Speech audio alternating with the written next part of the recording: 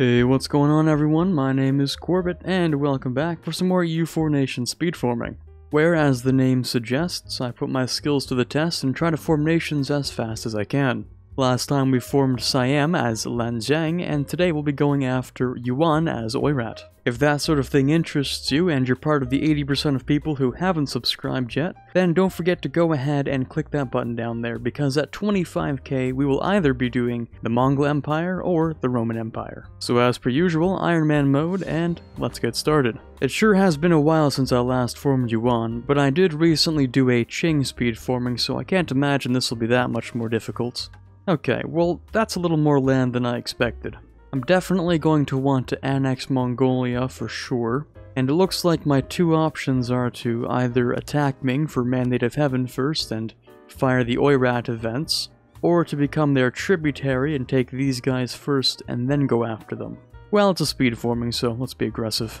I'm definitely going to want Tolerance of Heathens for the rest of the game, and let's deal with the estates. Obviously, I'm going to need more manpower and more autonomy, and eventually we'll grab leadership. We'll grab Chagatai and Uzbek as rivals, and I'm going to want a lot of cavalry. Fortunately, we do have this really good general to start off with, so we're going to want to fight Ming as fast as possible so we can make use of said general. And with Oirat, there really isn't too much of a setup here. I'm just going to set all of my states to manpower, though. I'm probably going to end up going solo for this one. I could ally Korchin, but I eventually need his land, and I don't want to wait a 5-year truce for that whenever it's convenient, so we walk the lonely road all the way to Beijing. Because I can have like a disgusting amount of cavalry, it's actually very important that I get this cavalry up early before Ming attacks me, so it's actually going to be lone time to start off with. Okay, now that Ming has sent a tributary state offer to me, if I decline it, they're going to try and declare war on me, so I have to get my army ready to declare on them instead. And as long as my king survives, it's not actually a very difficult war, and you'll see that pretty soon. So we'll hire this one land maintenance guy, and I'll focus on military. And it's time to get started. So let's improve relations with Mongolia, who will try and help us a little bit if we can. And the way we're going to fight this war is basically pure defense. Anything steppes or desert is pretty vital to making sure we're winning every single battle. So we just want to pick off little step stacks every now and then. And the point is to look for the Emperor, because we need to kidnap him actually. Oh shoot. Okay, they're attacking me right here, and we're getting massive casualty numbers here. We're still going to lose this, so I'm going to retreat, but as you'll see, we do a pretty disgusting amount of damage. Yeah, quite a lot. Okay, it looks like the Emperor's on one of these stacks over here, so I have to just keep track of it. Of course, they're moving them around a whole bunch, which is annoying, but I think it's this one right here, one of these two. Okay, I'm going to attack this stack, assuming these guys move out of the way in time. We'll see. Okay, not bad. It looks like the general will be on this next stack. I just don't know if I'm going to survive this battle. We already have very little morale, but it looks like Mongolia's coming in here for the clutch save. Okay, we might be able to capture the general here. Or the emperor, you know. There we go. So we've captured the Ming Emperor, which is exactly what we're looking for. And this gives us absolutely broken bonuses, like 20% morale of armies and 25% siege ability, which is disgusting. And so we need to go straight to Beijing. Literally nothing. Nothing can hold us back here. We can't waste any time whatsoever. Reinforcements? No. Straight to Beijing. It's pretty unlikely that anyone's going to try and fight this stack. They're just going to siege all over the place over here, because I have an extra 20% morale of armies, and I got an heir, which is pretty good actually. Okay, we've captured Beijing, very luckily on a 14% actually, only half a year. So if you've never seen this event, then, well, prepare to be a little impressed, I guess, because that means we get all of northern China as an occupation, which is kind of ridiculous. Look at all these forts for free. It is disgusting, but I love it. Also, we've forced the surrender of Ming during the Tumu crisis, so we can go ahead and grab 20 army tradition, which is more than enough to get ourselves guaranteed leadership of the host. Now, the war score in this war is a little weird.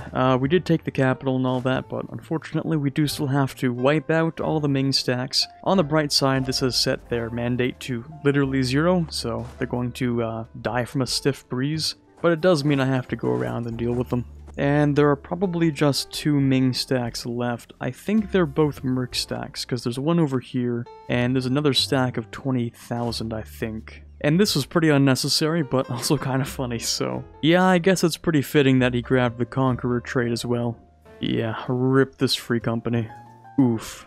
Now, I think I still have my 25% siege modifier, actually, so I'm just gonna go ahead and capture a couple more forts. After all, I do need a 100% peace still in this war, and that's not a very easy thing to grab.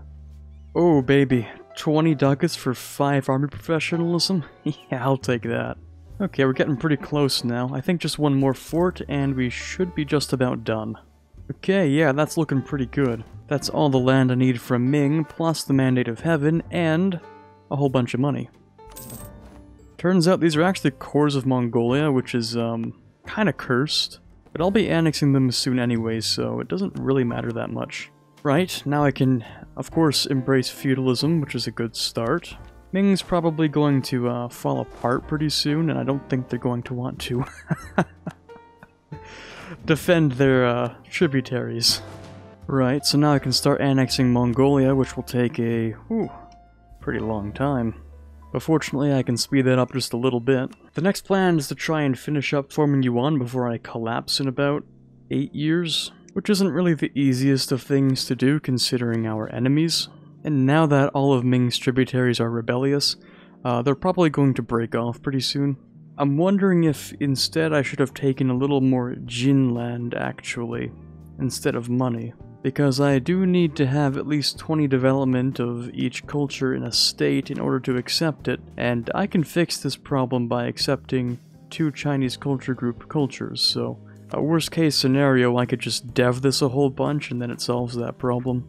Right, so it's time to repay all of these garbage loans real quick, and I can start selling some titles instead. So while Ming's tributaries are revolting away from him, I'm gonna turn my attention to Chagatai for this one province I need down here, so... even if the Timurids have joined, I'm not really too worried about it. But suddenly it looks like my God King has died, which sucks. At least I have a pretty decent replacement. Yeah, I'm definitely going to be needing a little bit of stability to start off with. Okay, looking like we're off to a decent start. I just need these 3 provinces. In fact, I just need these 2, and then we'll be looking good. Okay, I'm gonna scorch this so that you guys stop doing stupid things, and hopefully we can finish this pretty quick. And, ooh, that's kinda cursed. Okay, now it's time to go and take out these better loans from the merchants. Well, this certainly has to be one of the most annoying wars I've been a part of. I think I see one of the problems here is that Chagatai is on Tech 4 and I'm on Tech 3, so... these battles may be worthless. Well, I still managed to win a couple of them. This is a bit of an interesting one, but I think it's probably in our best interest to do this, yeah. Really wish the AI was helpful when you needed it to be. Anyway, we're now back to where we need to be.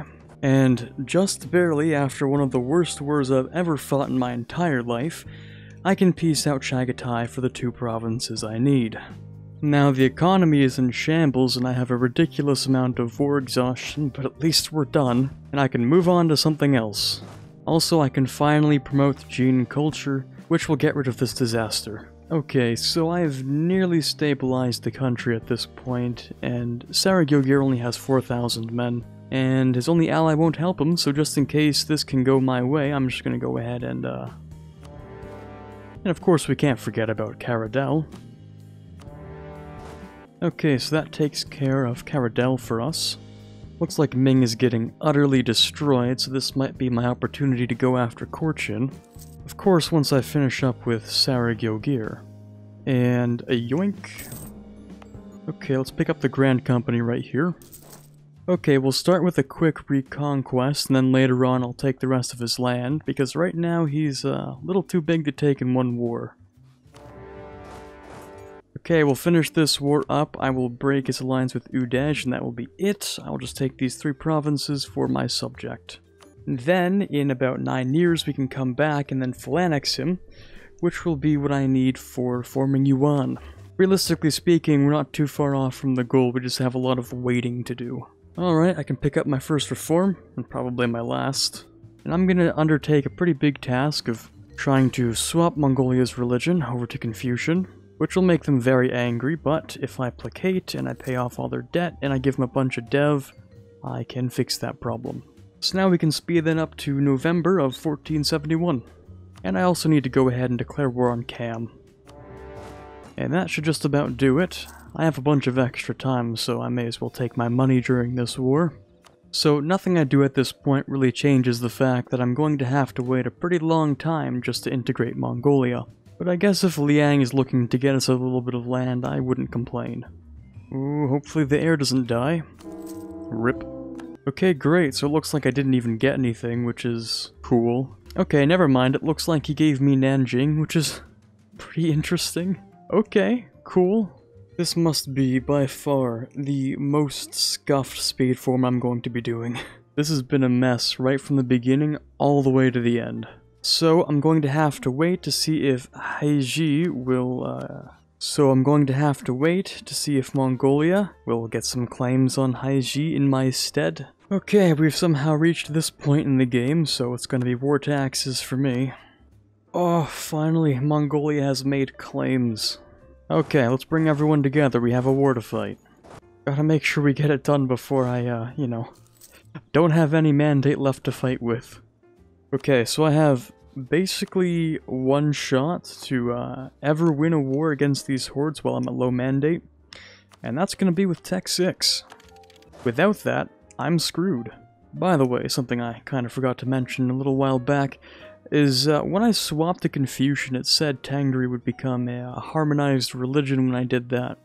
But it doesn't really look like that, because these provinces are still considered heathens.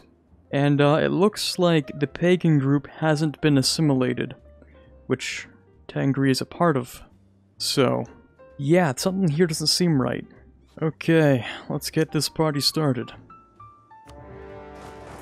Okay, capital secured, and I need these provinces right here. I also kind of need to full annex Korchin, so while we get a little bit of ticking war score over here, let's go and push Jianzhou out. Okay, that's the one province I need from Korchin, and that should be it from Haishi. Okay, finally, a little bit of peace. And once I integrate Mongolia, this should be completely done, so I will see you guys when that's done. And finally, we've integrated Mongolia. And at last, after 33 years, we can reform the Great Yuan. I feel like I have to take a nap after that one, holy. This is by far the worst and most scuffed speedforming I have done yet. If there was something that could have gone wrong, it absolutely did, and this was a lot more painful than I thought it would be. Now, let me be extra clear here. This is the worst way to play Oirat. This is what the mandate mechanics do to you when you are nowhere near prepared to take the mandate. I would completely advise against taking the mandate early, and the only reason I did it this time is because I couldn't risk someone other than Ming owning the mandate once Ming collapsed. God forbid, like, Yue took the mandate or something and I had to snake down and kill them later. So I couldn't really afford a setback like that, and that's literally the only reason I took it when I did. Any other game? Please don't do this. In fact, just destroy the mandate, it's much easier that way. Anyway, if you enjoyed watching this absolute train wreck of a video, then be sure to leave a like or leave a dislike if you disliked it. Let me know what kind of nation you'd like to see me speedform next down in the comments, and as always, have a fantastic day. I'd like to give an extra special thank you to all of the kind people over on Patreon, starting with those we have in the General tier, Quiet Guy, Brennan Arsenault, Ben Greenhagen, Torvald, Dire Avenger, and Farron. Those in the Prince tier, Snow Raven, Rockbox 2020, Robert Kaleno, and Bouncer Steve. In the King tier we have Chewy Shoot and Natsuki. In the Elector tier we have TFLJ Martis. And in the Conqueror of Worlds tier we have The Watcher. Thank you guys so much for your pledges this month, I really appreciate it, and I just can't thank you enough.